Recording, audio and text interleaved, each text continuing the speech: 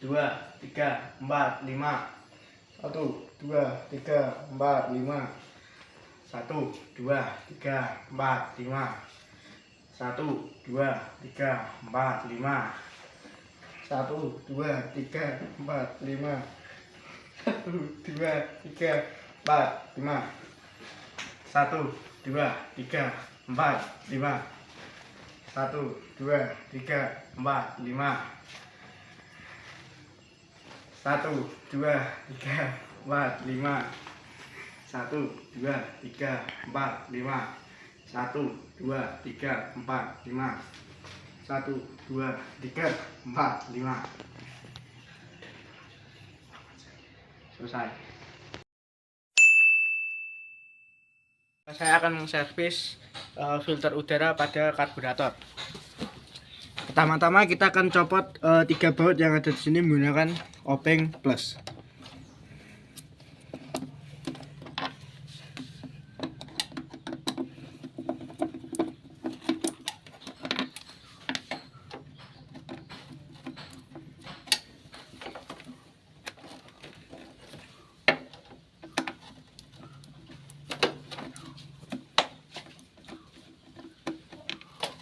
Setelah menjabutnya, kita akan melepas selang hawa oli dan menjabutnya dari sini. Atau bisa dulu.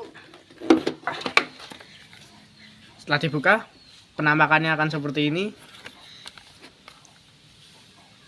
Piye? Bisa dilihat pada filter ini terlihat sangat kotor. Bisa kita bersihkan menggunakan kain atau kompresor jika diperlukan. Jika sudah bersih, kita bisa memasangnya kembali seperti step awal tadi. Untuk memasangnya, kalian bisa memasukkan ini terlebih dahulu dan memasang selang hawa oli. Setelah itu, pasang kembali baut-bautnya seperti langkah awal.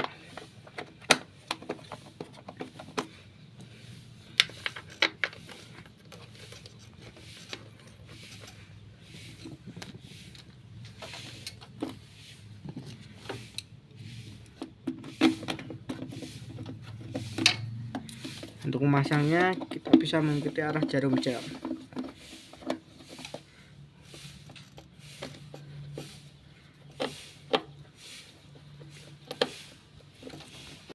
Selanjutnya kita akan mengganti oli. Pertama-tama kita membutuhkan kunci pembuka tutup klep dan membutuhkan sebuah adah. Adah ini gunanya untuk menampung oli yang lama.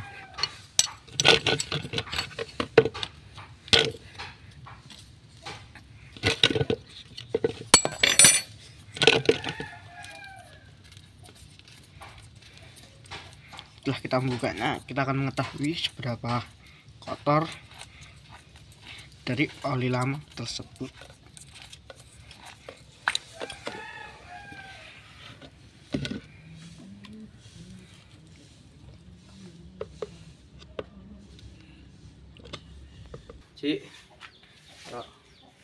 Selanjutnya kita akan mengisi olinya kembali. Langkahnya kita membutuhkan kunci tang saja.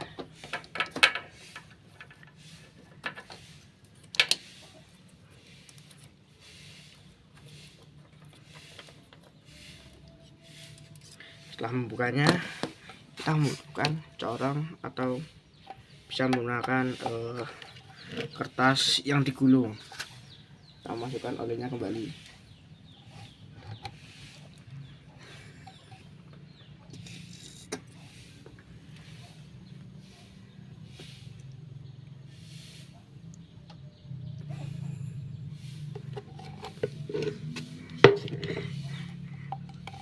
Setelah masukkannya kembali, kita pasang tutupnya lagi. Maaf sedikit lupa.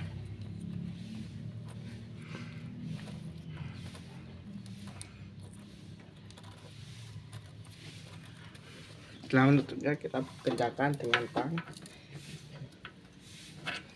Selesai. Untuk membuka ini ya. Jadi karena kita sudah membuka, ya sudah. Untuk membuka skepnya kita hanya putar ke kanan. Ini bagian skepnya. Untuk skepnya sendiri tergolong cukup bagus, walaupun hanya kotor dan tidak ada baret. Jadi tidak perlu adanya pergantian. Untuk karbonnya sendiri kita akan membuka mangkoknya. Untuk mangkoknya sendiri menggunakan kunci plus. Dan kita putar ke arah yang berlawanan dengan jarum jam.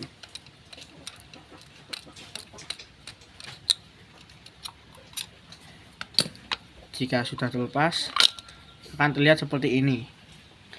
Ini cukup kotor dan kita hanya perlu membersihkannya dengan bensin ke kompresor atau dengan sikat.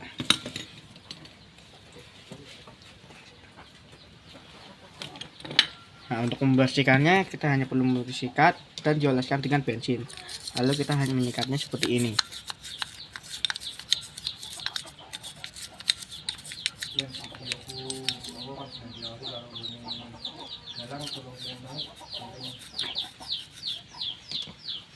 Jika sudah, kita akan lanjut ke pelampungnya.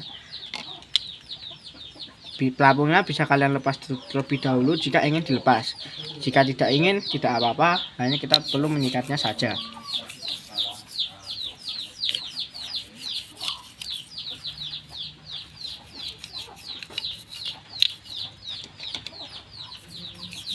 Pada bagian pinggir-pinggirnya juga perlu disikat agar kerapatannya tetap terjaga dan tidak bisa kemasukan oleh air.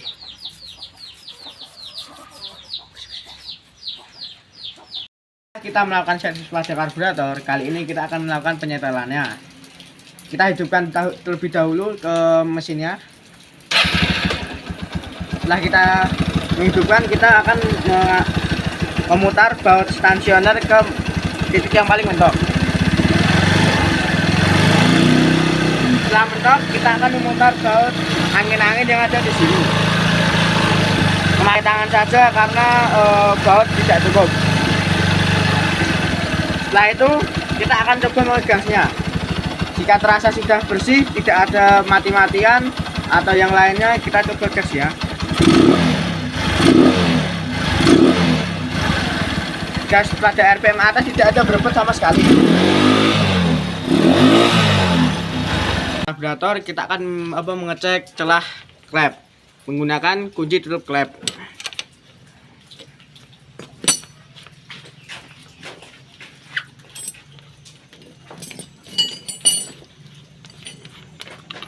Setelah kita membukanya, yang kita butuhkan selanjutnya adalah satu feeler gauge dengan ukuran 0,10. Selanjutnya kita masukkan. Jika terasa bisa bergerak, maka setelah katup tersebut masih tergolong aman di 0,10. Selanjutnya setelah kita mengecek celah katup, kita akan mengecek bagian sistem pendinginnya.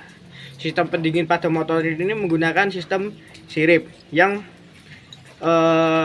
menggunakan udara untuk pendinginnya. Ini adalah listrikan, yaitu signal. Yang pertama ada sen. Sennya ini tidak hidup ya, lebih baik diganti. Yang kedua itu lampu. Lampu di sini dilihat ya hidup untuk lampu biasanya. Dan untuk lampu kotanya ini tidak hidup, lebih baik diganti atau dibenarkan. Selanjutnya kita akan mengecek pada bagian bunga api busi. Untuk membukanya kita bisa menggunakan kunci busi atau menggunakan kunci ring. ulang. Selanjutnya kita akan mengecek pada bagian bunga api busi.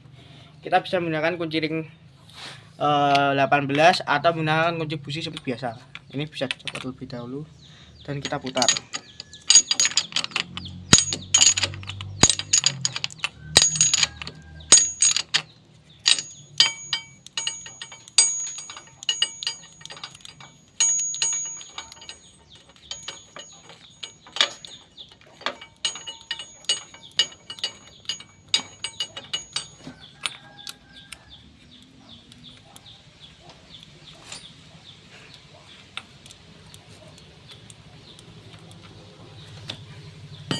Setelah itu kita masukkan ke sini.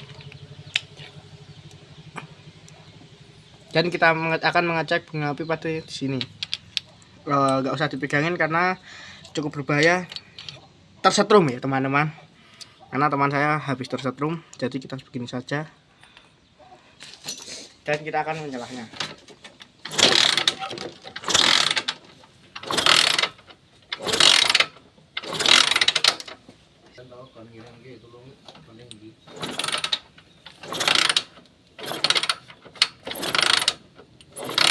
Oh, halangi.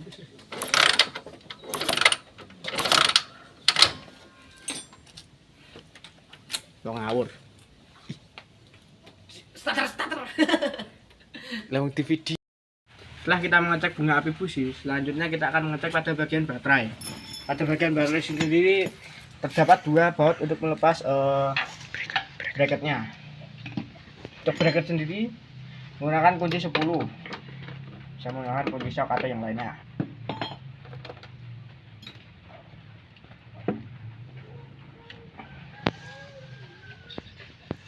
Yo. Untuk mencopotnya kita mencopotnya dari yang min terlebih dahulu.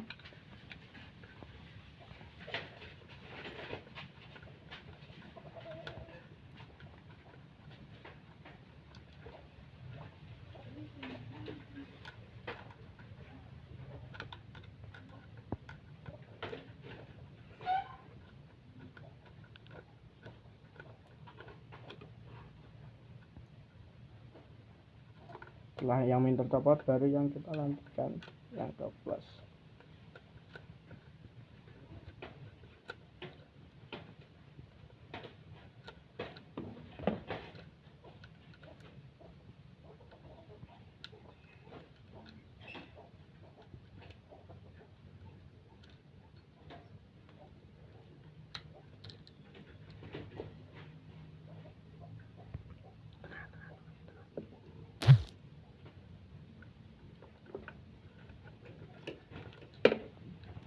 Jika sudah terlepas, selanjutnya kita akan mengecek bodinya terlebih dahulu. Penyimpananmu kebak. Mencopotnya tadi kita akan mengecek pada bagian bodinya seperti ini. Karena bodinya terbilang masih cukup bagus karena terbungkus plastik. Selanjutnya kita akan mengecek pada terminal. Pada terminalnya sendiri tidak ada bopeng-bopeng atau pada bagian karat. Setelah itu kita akan mengecek jumlah ampernya menggunakan voltmeter. Bagian voltmeter terdapat ini ya, yang merah. Yang merah dipasangkan ke yang plus dan yang hitam dipasangkan ke min. Dan untuk arusnya kita kasih ke DCV 50. Dan untuk yang hitam kita yang ke min, terus yang merah kita ke plus. Dan dapat di angka 12 volt. Pada kini 12 volt masih terbilang cukup bagus atau bisa dibilang ini baru. Dan untuk bagian yang lainnya masih bagus karena mungkin baru belinya. Untuk memasangnya kita pasang terlebih dahulu seperti ini dan kita pasangkan bracketnya untuk mempermudah pemasangannya. Belum masang pada terminal. Ulang saya. Setelah kabel terminal ini terpasang,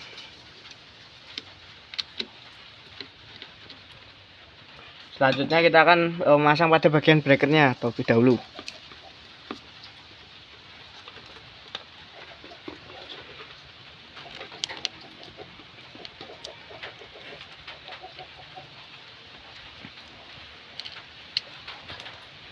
Cut. Setelah bracket kiri terpasang, kita melakukan pemasangan ke yang bracket kanan. Gunakan kunci 10 ya teman-teman.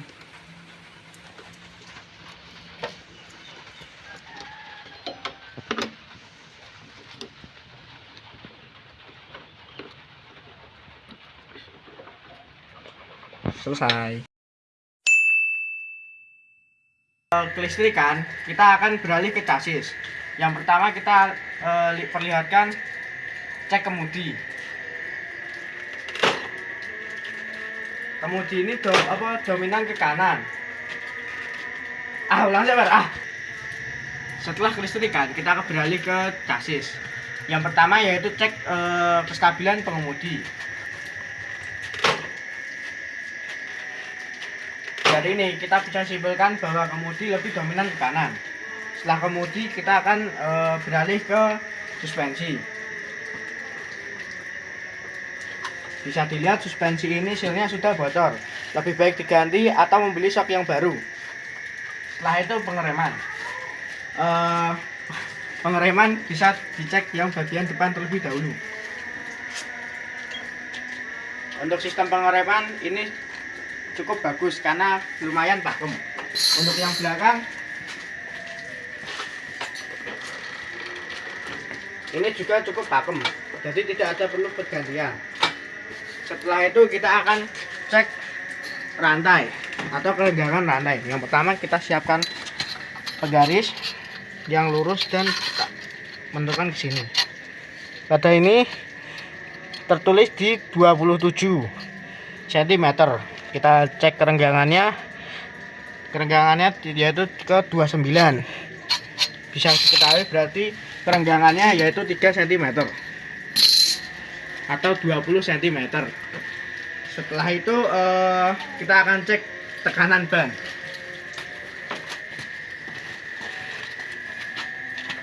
Tekanan ban ini stabil di 28 psi dan tekanan yang belakang stabil di 32 psi.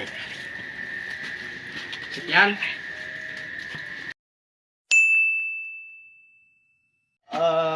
Ban dan spakbor ini tidak presisi dikarenakan spakbornya yang miring dan membuat ban dan spakbor tidak presisi sama sekali.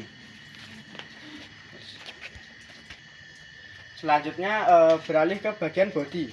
Bodi sendiri kita lihat di kabel itu semuanya dan memiliki baret semuanya. Bagian sini, dan di bagian yang kiri. Bodi ini disebut tidak layak dikarenakan baut-bautnya yang hilang dan terlihat lecet. Lebih baik diganti atau beli yang baru dari AHF. Oke, sudah selesai. Ayo kita lanjut konsultasi ke pemiliknya motor ini. Halo Bapak. Ya Pak, baik Pak. Gimana Pak? Untuk motor Bapak tadi sudah saya servis dari mesin sampai ke chassis-chassisnya. Ya. Dan untuk olinya juga sudah saya ganti dengan MX2. Kira-kira oli itu kelebihannya apa ya Pak? Oli itu tahan sampai 7.000 km dan memiliki sistem anti residu yang tidak akan meninggalkan residu apapun. Dan untuk biayanya semua total berapa ya Pak? Untuk biaya servis dan olinya sekitar 500.000. Belum itu belum termasuk jasa Pak. Baik. Dan untuk jasanya sekitar 200.000. Jadi totalnya itu 700.000.